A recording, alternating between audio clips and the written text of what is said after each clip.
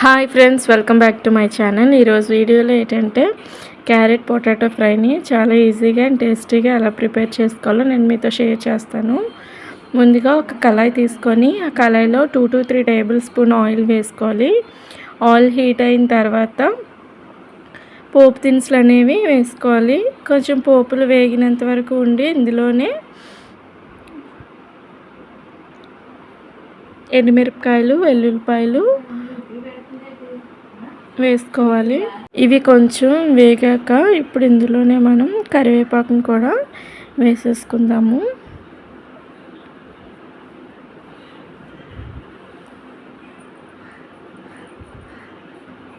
ఒకసారి ఇలా కలుపుకుందాం. ఇప్పుడు ఇవి వేగిన తర్వాత ముందుగా కట్ చేసి పెట్టుకున్న ఆనియన్స్ని కూడా మనం వేసుకుందాము. ఆనియన్స్ అనేవి కొంచెం వేగాక మనం కట్ చేసి పెట్టుకున్న క్యారెట్ని ముందుగా వేసేసుకుందాము. పొటాటో కొంచెం ఈజీగానే బాయిల్ అయిపోద్ది కాబట్టి క్యారెట్ వేసుకుందాము. చిన్న చిన్న ముక్కలుగా కట్ చేసి వేసుకుంటే టేస్ట్ అనేది బాగుంటుంది. ఈ క్యారెట్ పొటాటో ఫ్రైని రసంతో తింటే ఇంకా టేస్టీగా ఉంటుంది. క్యారెట్ అనేది ఒక 80% అనేది కుక్ అవ్వాలి. అప్పుడు మాత్రమే మనం పొటాటో అనేది కూడా వేసేసుకుందాము.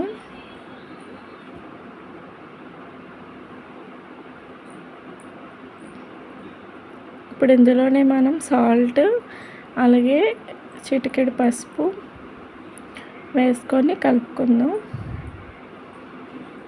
సాల్ట్ వేయడం వల్ల కొంచెం ఈజీగా కుక్ అవుతాయి క్యారెట్.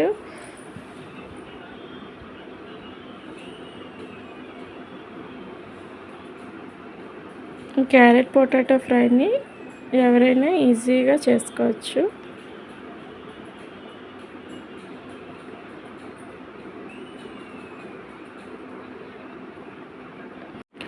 సో ఒకసారి ఇలా కలుపుకున్న తర్వాత మనం క్యాప్ అనేది పెట్టుకొని బాగా మగ్గించుకోవాలి.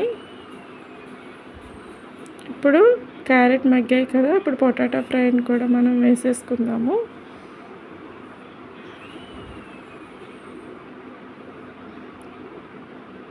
క్యారెట్, పొటాటో, అలాగే బీట్రూట్ ఏమైనా ఇందులో మనం యాడ్ చేసుకోవచ్చు. క్యాప్సికమ్ ఇలాంటివి.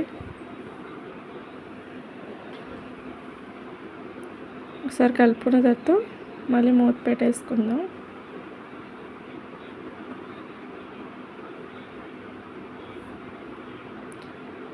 ఫ్రైకి ఎప్పుడైనా సరే మొత్తం బాయిల్ అయ్యి కుక్ అయిన తర్వాత మాత్రమే, దించేసి ముందు మాత్రమే మనం కారం అనేది యాడ్ చేసుకోవాలి.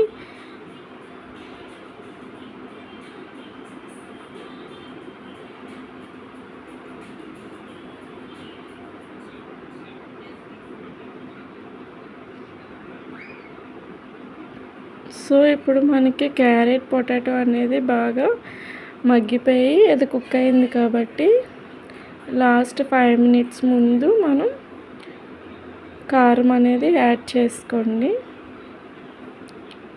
అలాగే ఒకసారి టేస్ట్ కూడా, సాల్ట్ కూడా చెక్ చేసుకొని సరిపోకపోతే ఈ టైంలో సాల్ట్ కూడా వేసుకోండి.